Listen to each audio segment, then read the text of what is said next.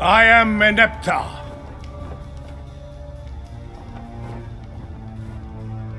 No, I am the great Pharaoh Meneptah.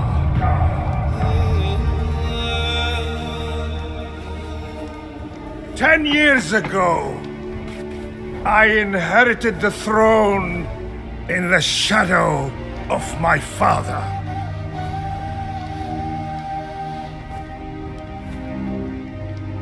The strong bull, the protector of Egypt, the chosen of Ra and beloved of Amun, the mighty Pharaoh, Ramesses the Second.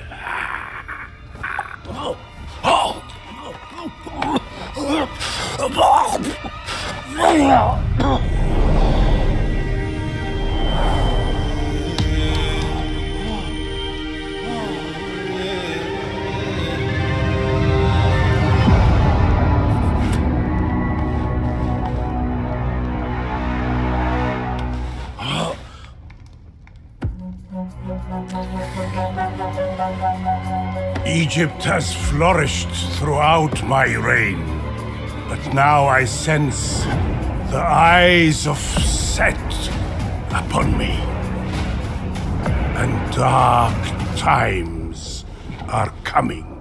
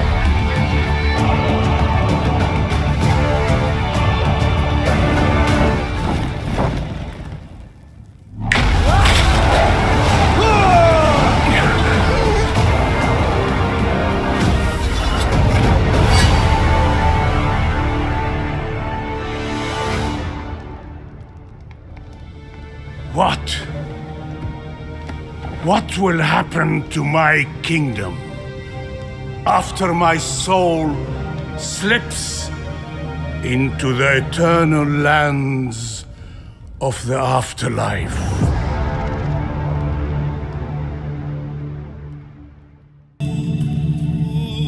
The flesh is weak, but the soul of a pharaoh lives on for eternity.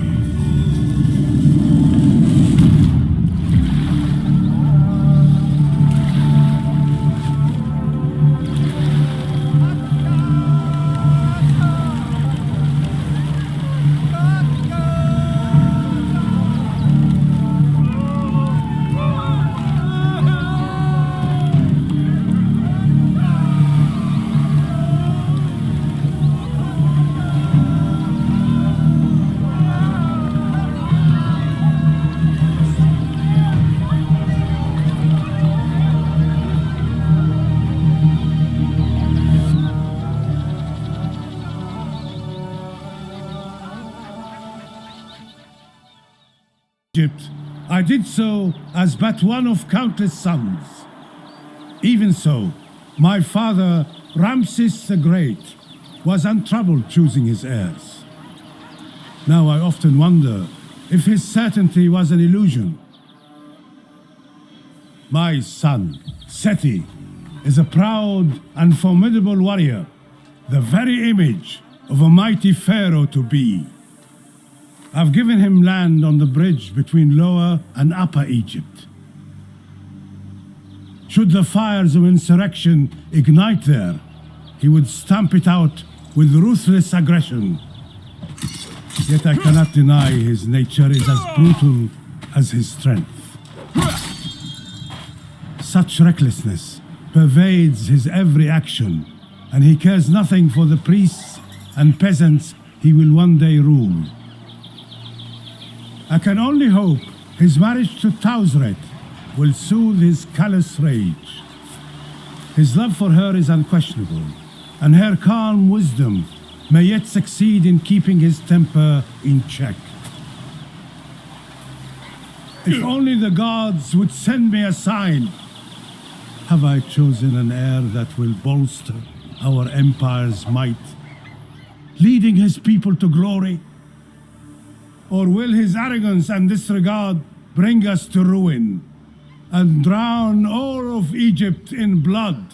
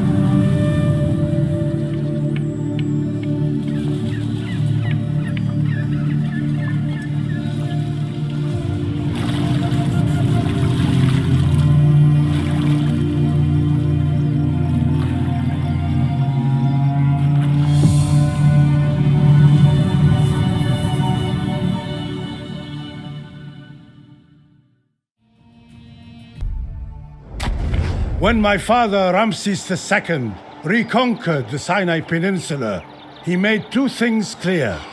First, our empire is built upon the stone and bronze found there. And second, we must never let it slip from our grasp again. Ramesses, son of Setnacht, is yet to cut his lock of youth, yet his martial skill and leadership surpass that of men twice his age. He guards the Sinai Peninsula at my behest, leading his loyal Magi against all who would threaten our people. One such threat descends from the north, where the rebellious Canaanites are a constant thorn in my side.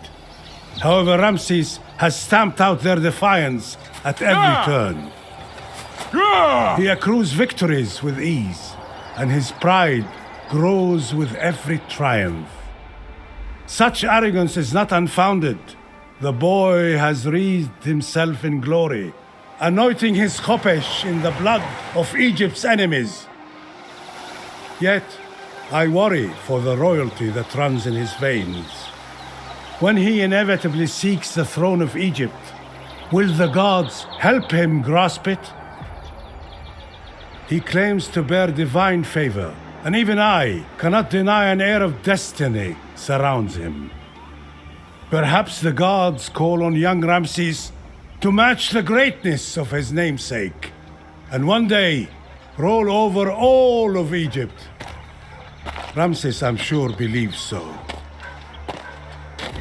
Ramesses, son of Setnacht, he accrues victories with ease, and his pride grows with every triumph. He claims to bear divine favor, and even I cannot deny an air of destiny surrounds him. Perhaps the gods call on young Ramesses to match the greatness of his namesake. And one day, Roll over all of Egypt.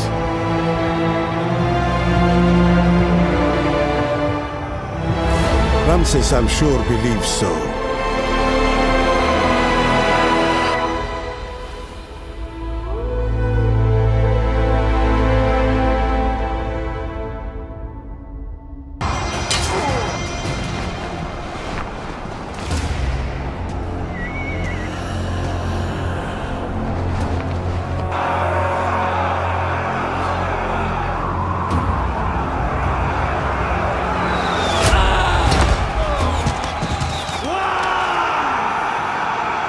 I can see them still.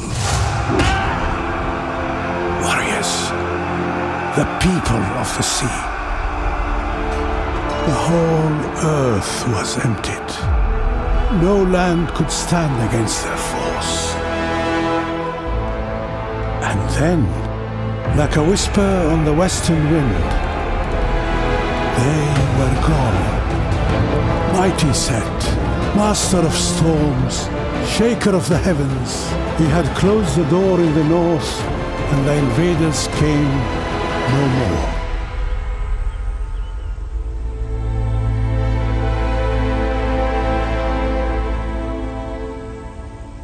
By Ra's will, the world survived.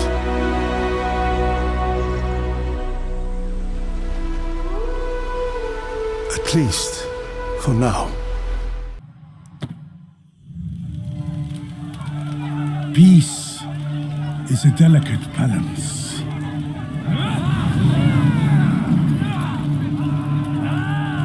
But when brothers turn against each other,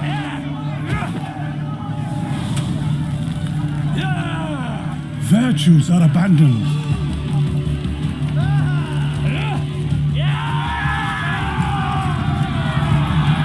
And bloodshed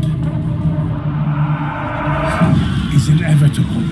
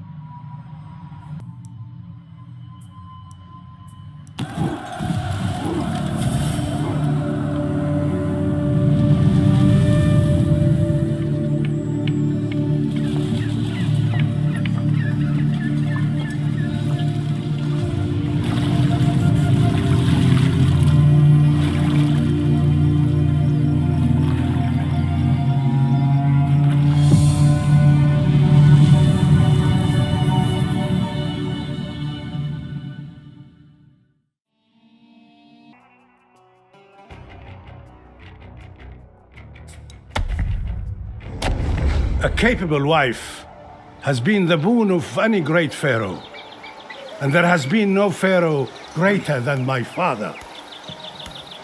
He accrued many bribes, yet in wisdom and competence, not one of them was the equal of Seti's wife, Tasuret. Seti is an exemplary warrior, yet the subtleties of governance continue to elude him. Tasuret, however, knows when to use diplomacy with her neighbors and when to stamp out potential rebels. I do not doubt that under her guiding hand, our empire will extend its grip towards the hidden riches in the deserts. She rules over the Nile's first cataract most capably, ushering peace into southern Egypt, once consumed by rebellion. However, should the fortunes of our kingdom begin to wane and my chosen heir Seti fails to lead our people, she would not hesitate to snatch the crown from the hands of the unworthy.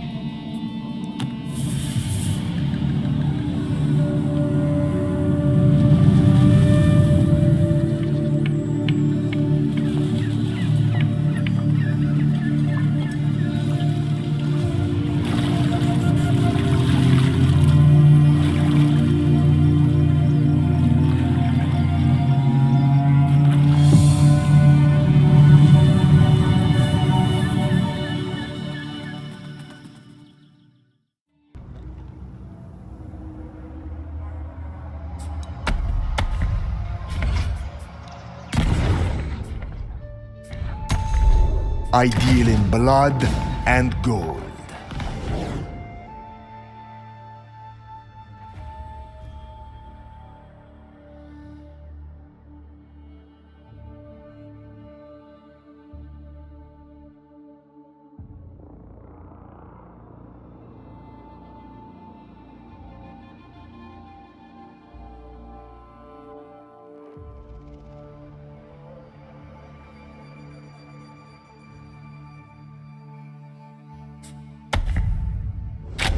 The Viceroy of Kush takes care of Nubian and Kushite territories.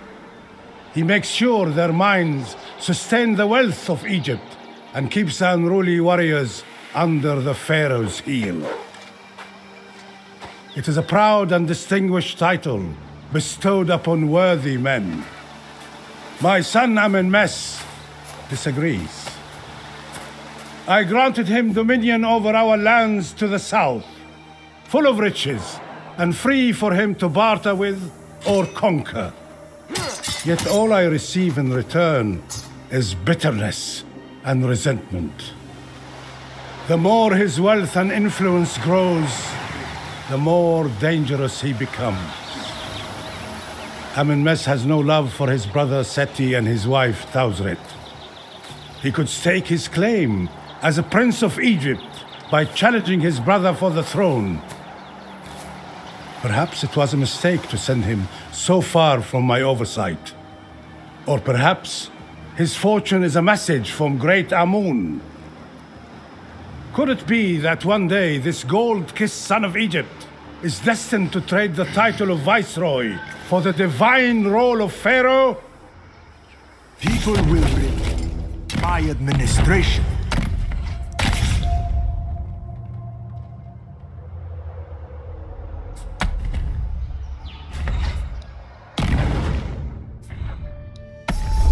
I am the rising dawn.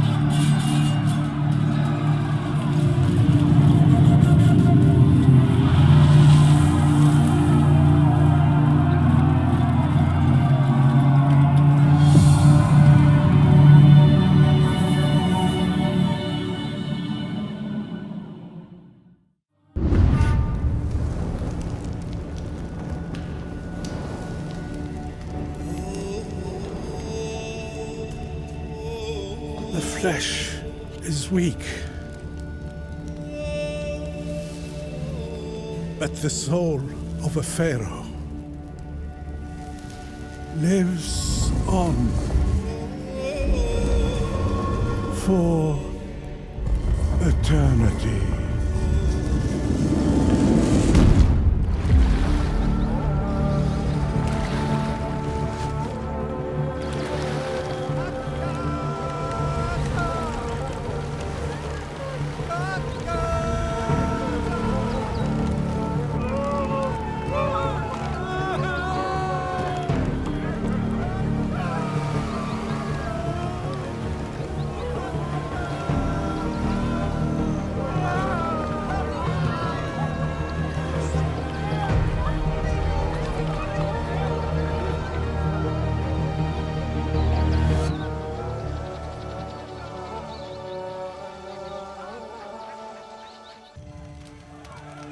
Peace is a delicate balance.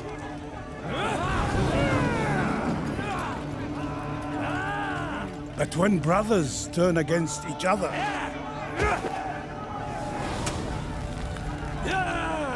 virtues are abandoned.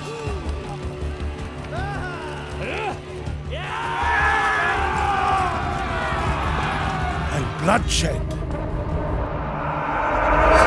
is inevitable.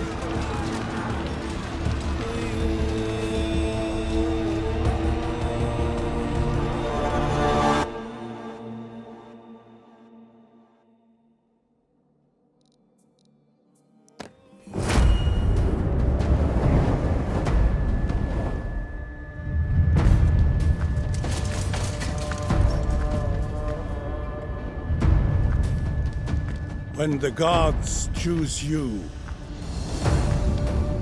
to rule over our divine land and lead the Egyptian people, then you will become a living god, a pharaoh.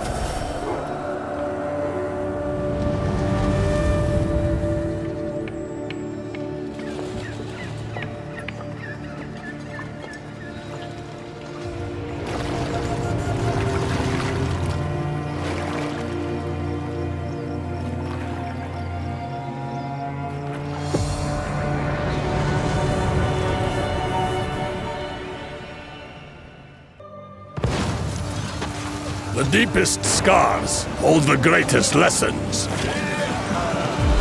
And I teach as violently as I learn. Let these great kingdoms try to forget my lessons. Let them be afraid to speak my name. Irsu comes, royal ducklings.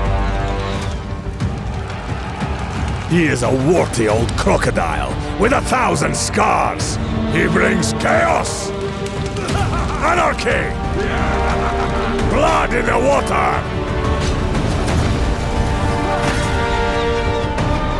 Tunnel into my reach, ducklings.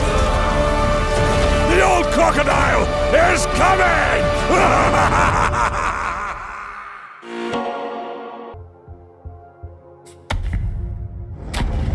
Canaan is a wild and savage place, filled with the lost and helpless, begging for Egypt's succor.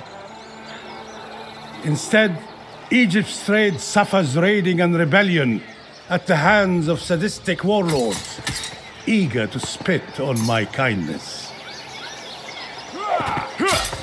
Now I hear rumor of one more brutal than any other, a rising threat by the name of Irsu. It is said he thrives on disorder and thirsts only for battle. Instead of letting him sack and pillage the southern Canaanite towns that bring him closer to Egypt, perhaps such a beast could be tamed and directed towards the lands of Hittie to the north. He cannot be allowed to gain too much power, for his whims may bring him to the heart of Egypt, to wreak ravage and ruin upon my throne.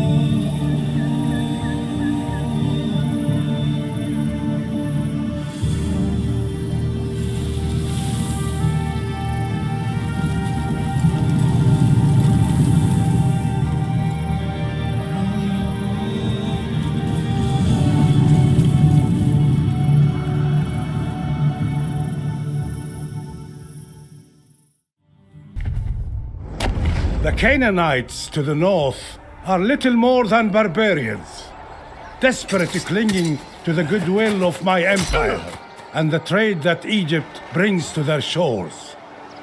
My liaison Bey works to pacify his feral countrymen. Though Canaanite by birth, he's practically Egyptian in his learning and civility. His letters read like poetry, sharing wisdom with eloquence and making him proficient in diplomacy with his neighbors. But I'm no fool. His charming politesse is but the grass that hides a venomous snake, poised and ready to strike. Is Bay a gift from the gods, or is he the hidden dagger waiting to be plunged into Egypt's back?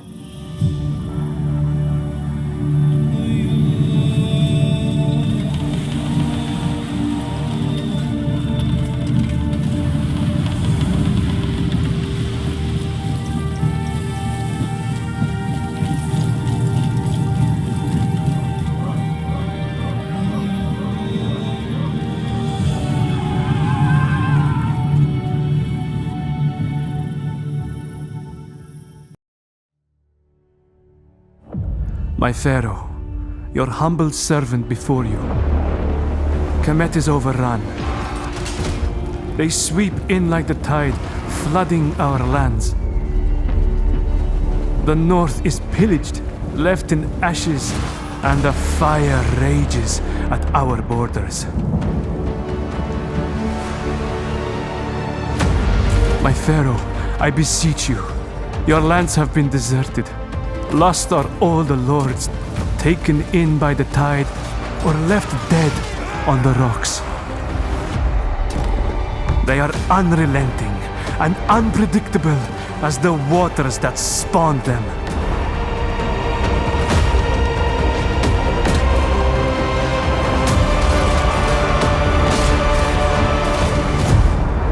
My Pharaoh, this is my final plea. I am situated like a ship in the midst of the sea. The lands of the king are in ashes. The king has no lands. All is lost.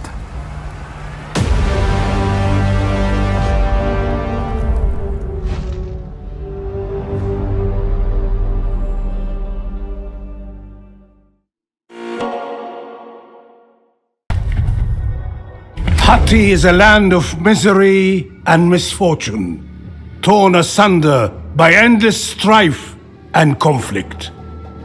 However, the Hittites' woes will soon multiply as a new threat descends upon them from the sea. Ioloas, war chief of the Sherdon, leads his war bands on a path of death and destruction, drawing ever closer to the shores of Anatolia. The Sherdon are no strangers in these lands, yet Ioloas is unlike any before him, a madman who claims to be a brother of the heathen sun god, Irsu. Blasphemy. He would set the world ablaze for glory, his and his brothers. Those who stand in his way will be left among the ashes, or perhaps they shall raise the earth beside him. Ioloas is a bloodthirsty zealot, But he's no fool. Calculating and cunning, he knows his ambitions will earn him countless foes. So he chooses his targets carefully and picks them off one by one. Suppilima, Hitti's great king, will not stand by and let the lands he seeks to unite crumble into fire and ruin at the hand of Ioloas. Destiny binds them both in battle. Ioloas will also find a fierce enemy in Kurunta, for the Stag Lord also claims divine purpose, proclaiming himself an incarnation of his god. Ioloas will seek to raise his stone towers in Anatolia, where he has numerous cities to torch and plunder. Should he succeed, he will be in position to challenge the great king himself. Or perhaps he will turn his fiery gaze toward Egypt, seeking his glory amidst our shining wonders.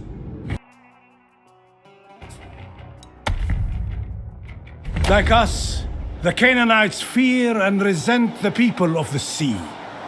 Such raiders have no guile or mercy. And yet, there is the Palisade, led by the mighty Walewetes, a regal figure and born to lead. Perhaps he can be reasoned with, unlike his savage peers. Rumors speak that the Palisade were driven away from their homeland, while Walewetes has sworn to find them a new land to call their own, between the sea of the living and the dead. It is likely Walewetes and his people will be drawn to the wealthy city of Megiddo to settle within its ancient glory. Megiddo will summon its allies for help, leaving undefended cities ripe for the taking. No doubt, Walewetes will seize upon this chance. His people's survival in their newfound home depends upon it. Walewetes' expansion will set him against Ramesses, the guardian of Sinai. United by determination and strong will, the two might find common ground. Yet, if they come to blows, one must surely perish. Walewetes may also turn to realms beyond the Eastern Lake, where petty kings rule fragmented lands, wealthy with the resources he needs dearly.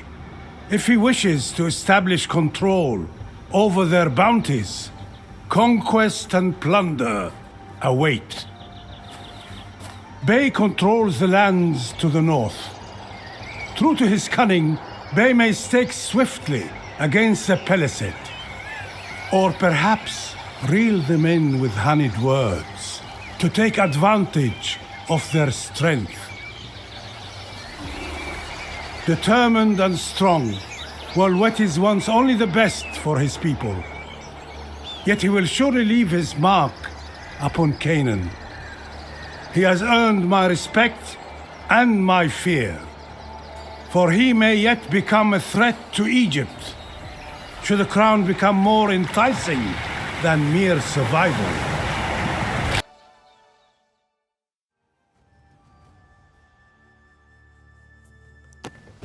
I have always feared the nature of the deep blue waters. Fearless, willful, ruthless, unstoppable.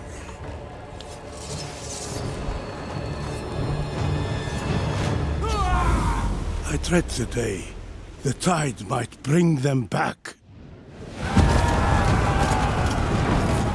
The people of the sea.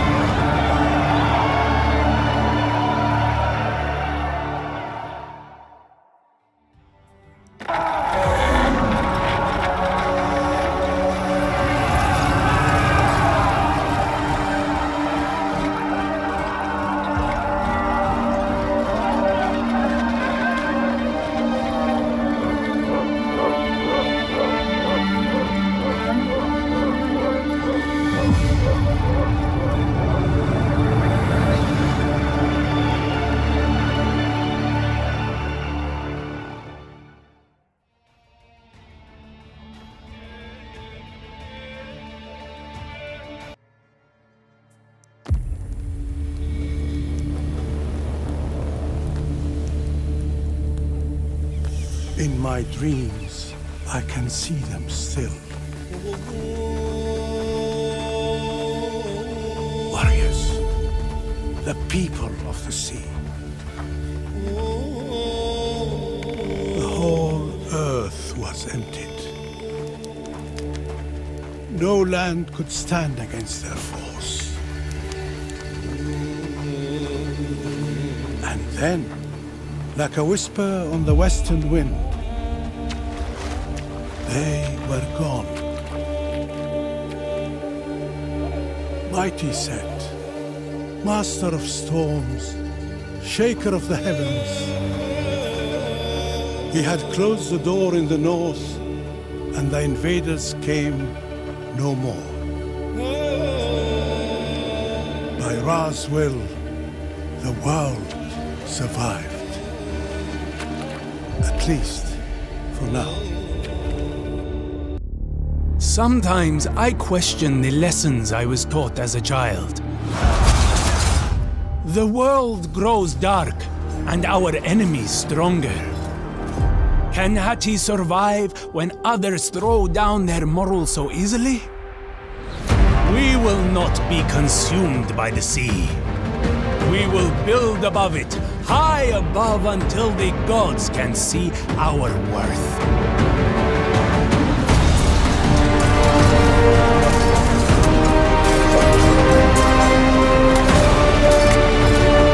For Hittie!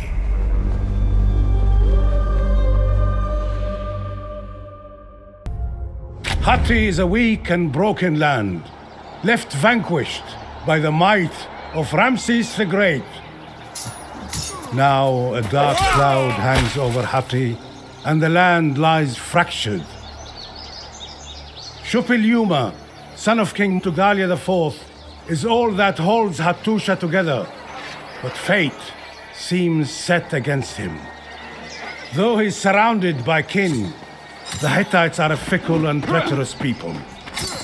Suppilima may be the single exception, but the same cannot be said of his neighbors. Lurking far to the south is the most treacherous threat of all, the follower of the stag god who will stop at nothing to see Hattusha crumble. And that is not the only threat that rears its head.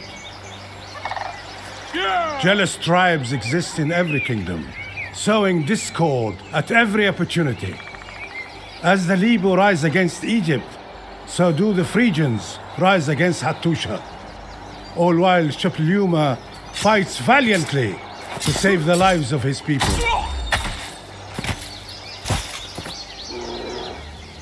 I can sympathize with a ruler who must reclaim his ravaged land, desolate from Kaskian attacks.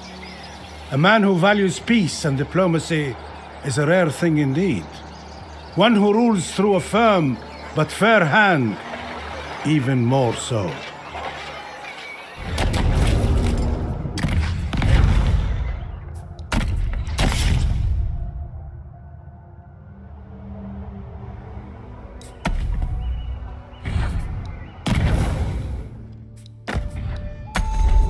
The stag god reborn.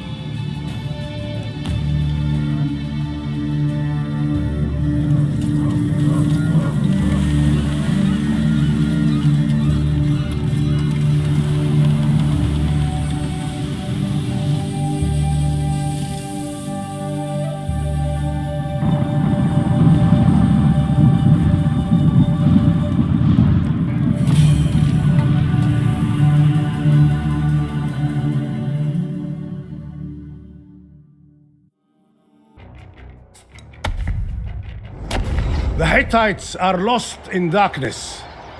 desperately grasping for a way out of their misery.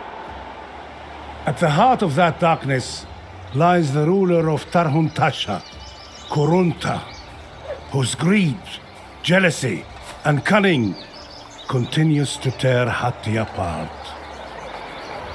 Even though he is heir to High King Muatali, Kurunta was passed over for the throne. His resentment has spurred him to vengeance, and his Hittie neighbors pay the price. Perhaps he can rise to power by rallying the surrounding Hittite lords. Or perhaps he simply feeds on disarray, proving as likely to burn all of Hittie to the ground. The Isle of Cyprus lies near, filled with bronze, ripe for the taking. Kurunta's lust for power may drive him to their shores, and should he seize control of the resources there, he would become a threat to all of Anatolia, and possibly Egypt as well. Hittie is already doomed. The Phrygians sharpen their blades, just awaiting the opportunity to carve the land asunder. Yet Kurunta is not one to be ignored, for his vengeance may bring ruin to us all, casting the whole world into the dark.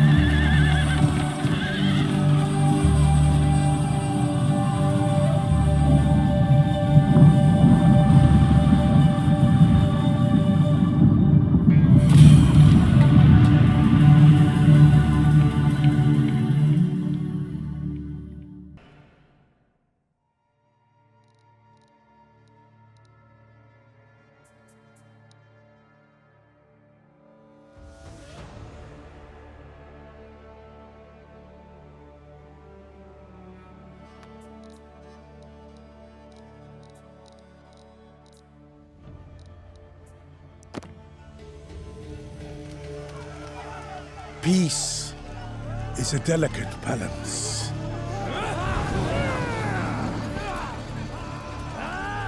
But when brothers turn against each other,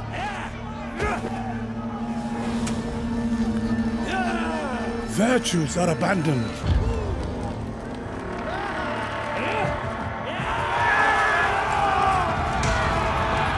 And bloodshed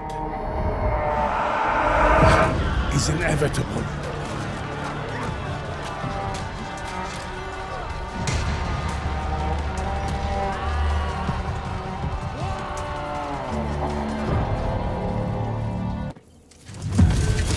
When the gods choose you to rule over the vast lands of Hittie, to help the weak and lead the strong, Then you will become a living legend. The great king of the Hittites.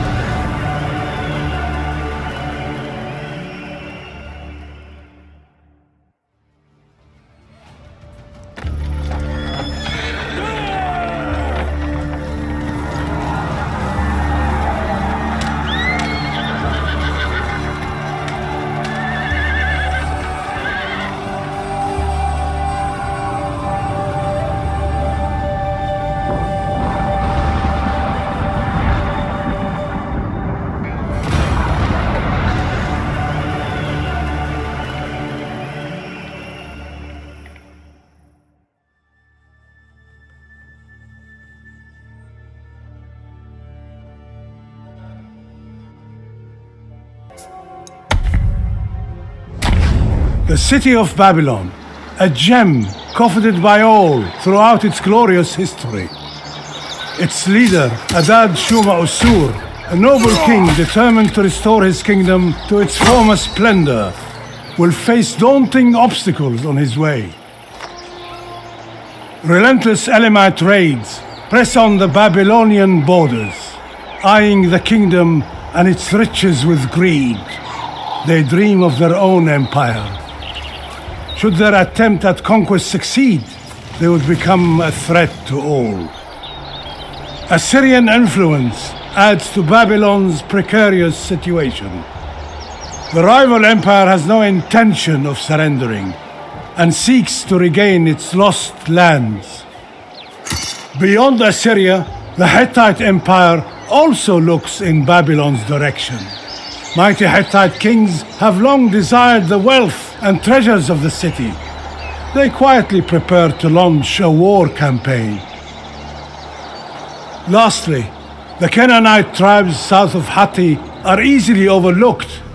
But if they reach the Euphrates River, they may wreak havoc across the lands of Sumer and Akkad. The land will not be merciful to the aspiring Babylonian king. He must be cunning in both diplomacy and battle, placating and conquering his numerous foes as the situation best dictates.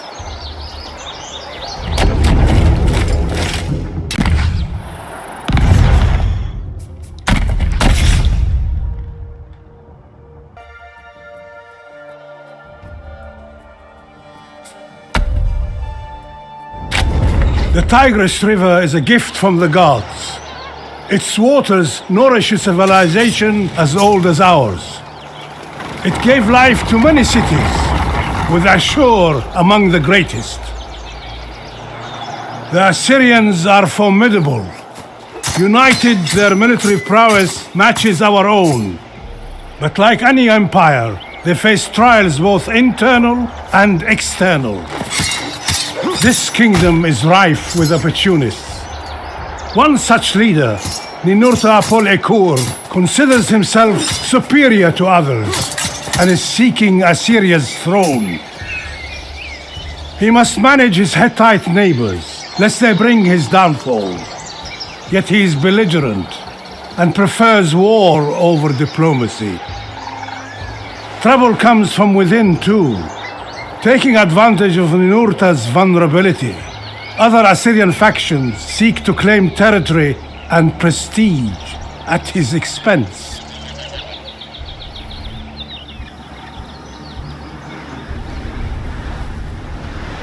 Expansion has even reached Babylon, a long-coveted prize for this warlike empire. However, they couldn't hold the city, famous for its defiance. The Assyrian Empire is under pressure from all directions. Stretched thin to maintain its dominance and beset by a leadership crisis. This is the perfect time for Ninurta to grab the throne and lead Assyria to glory, or destroy it utterly, should he fail.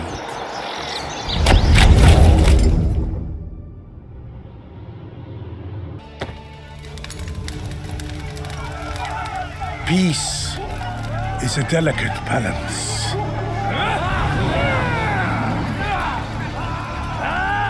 But when brothers turn against each other,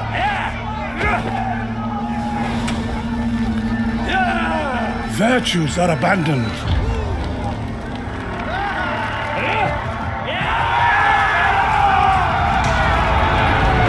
Bloodshed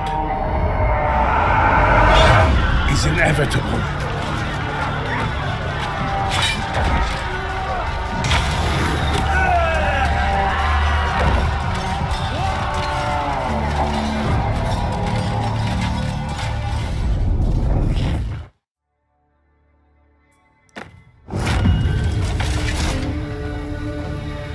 By the will of the gods, you are chosen to reign over these bountiful lands. Along the mighty rivers Tigris and Euphrates,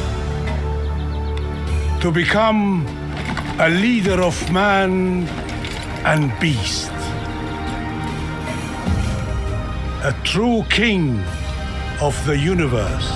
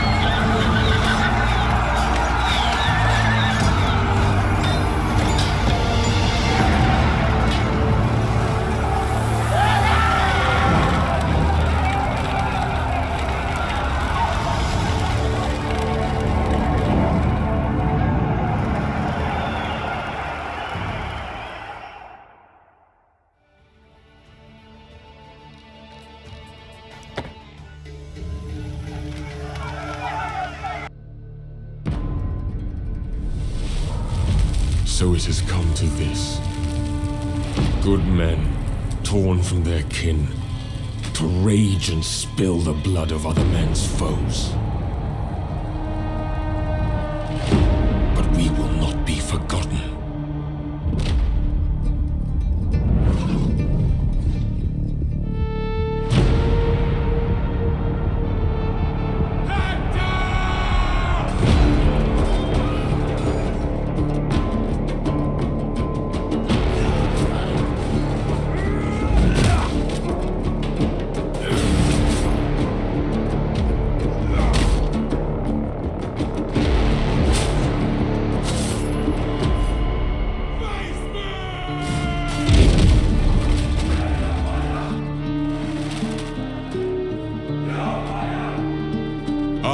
deeds shall be known, even when our bones are dust scattered on the wind.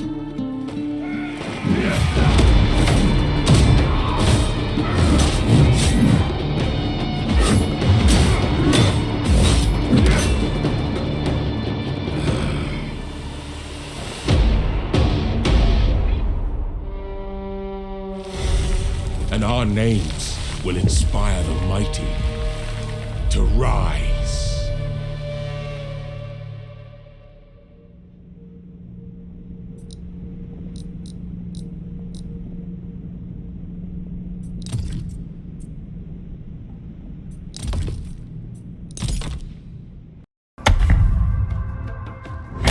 The great green cradles, once magnificent Knossos.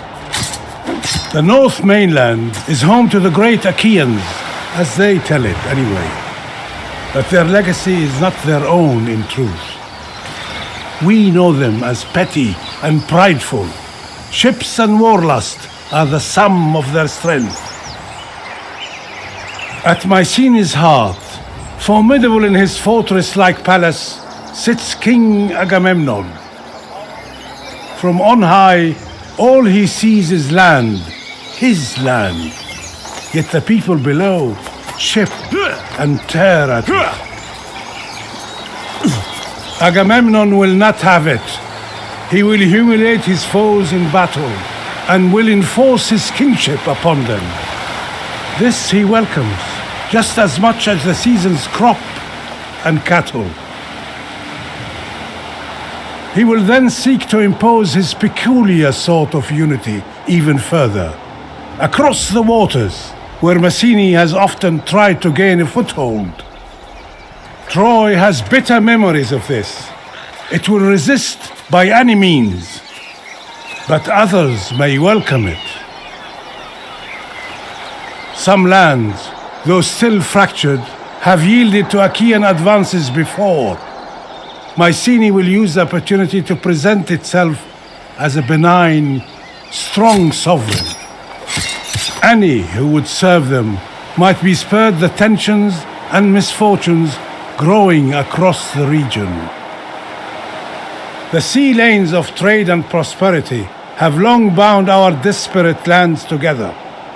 Though now, I fear Messenians and others may seek to misuse them. In their rush to conquest, who knows how far they could reach? Maybe as far as the shores of my own Kemet.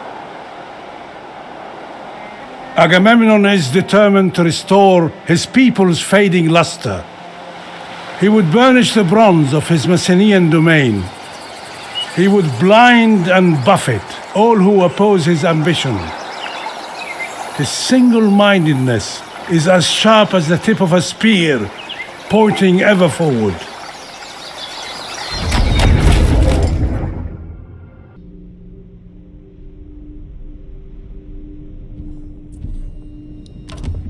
War is my life.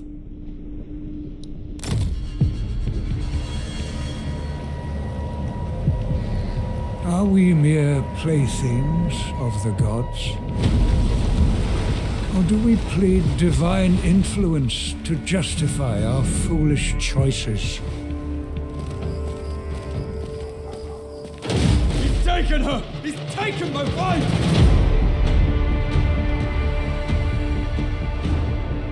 You've risked the safety of Troy. Troy is my home now. You have my oath, brother. She will be returned to you. Brother, I can fight. Go, seek shelter. There'll be plenty of fighting ahead.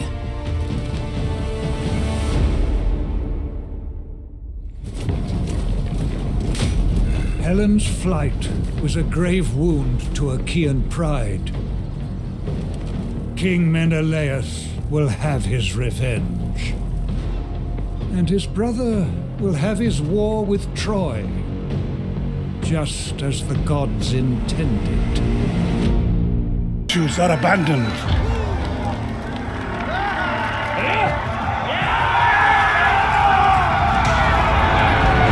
Bloodshed inevitable.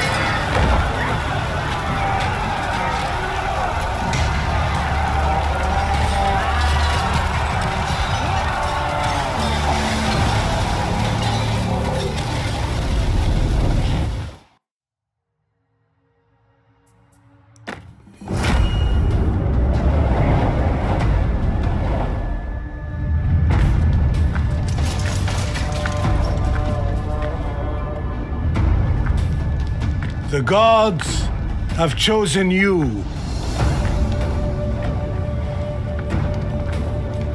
to rule over the sacred lands under the gaze of Mount Olympus.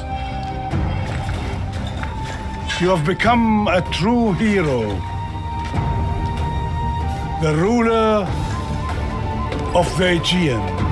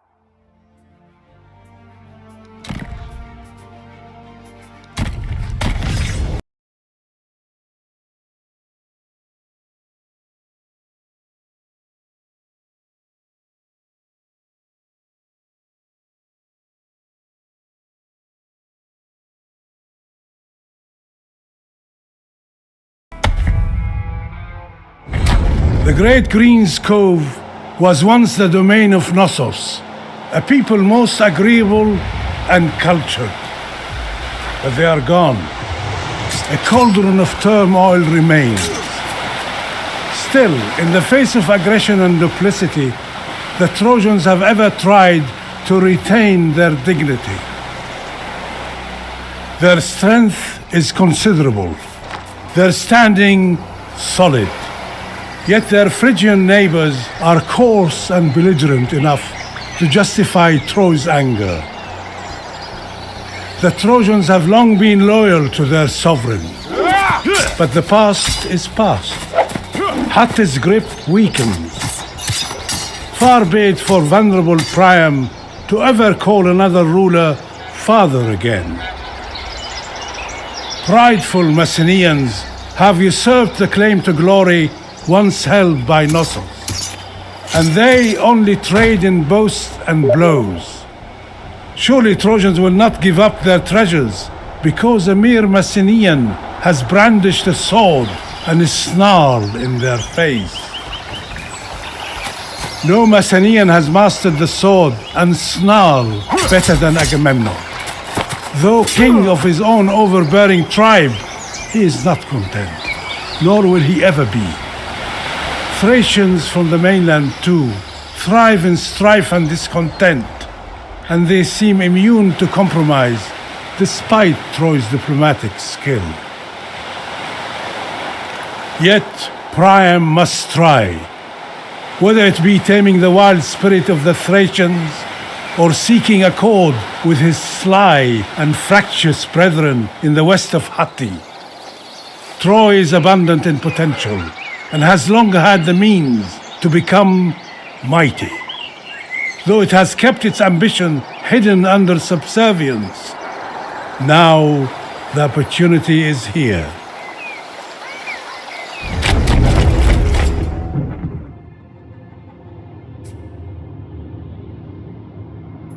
Seek shelter. There'll be plenty of fighting ahead.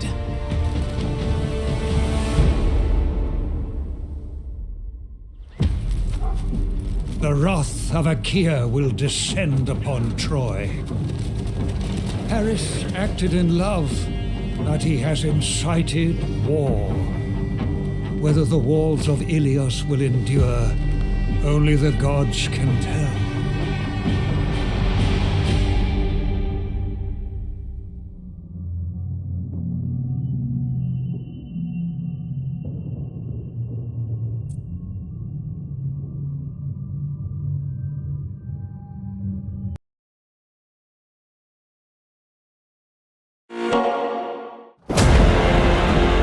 Troy did not stand alone. Rhesus came from the north, uniting the fierce mountain tribes of Thrace, while Memnon marched through the south with his mighty army from the sun-drenched Ethiopia. They will defend the lands of Troy until their last breath.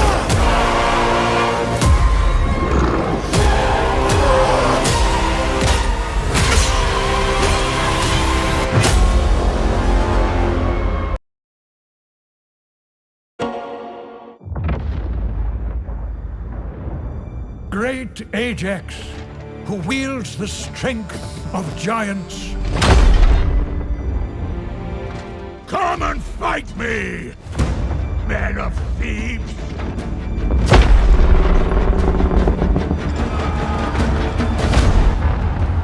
The shield who defends his brothers.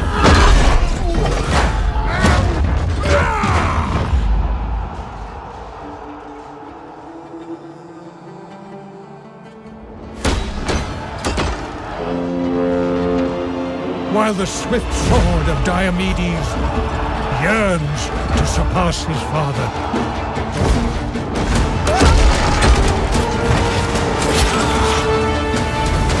Together, they would challenge even the gods.